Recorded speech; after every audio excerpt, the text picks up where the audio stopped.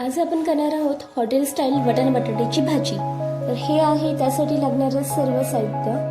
Let's start. बटाटा आणि वाटाणा सर्वप्रथम उकडून घेऊन तो स्मॅश करून घ्यायचा आहे।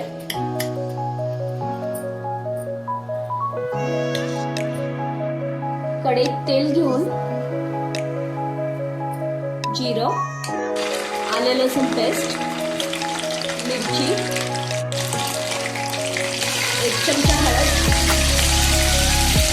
2 चमचे कांदा लसूण मसाला, लाल तिखट, धने पावडर, थोडा किचन किंग मसाला टाकून घ्यायचा। त्यानंतर टोमॅटोचा सॉस टाकायचा। तुमच्याकडे टोमॅटोचा सॉस नसेल तर तुम्ही टोमॅटोची पेस्ट करून देखील टाकू शकता।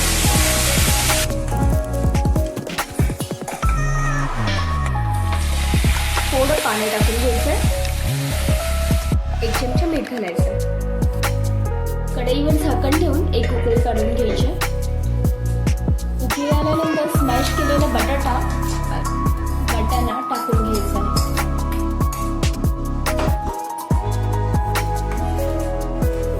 5 मिनिटांसाठी झाकण ठेवून पुन्हा एक उकळी काढून घ्यायची।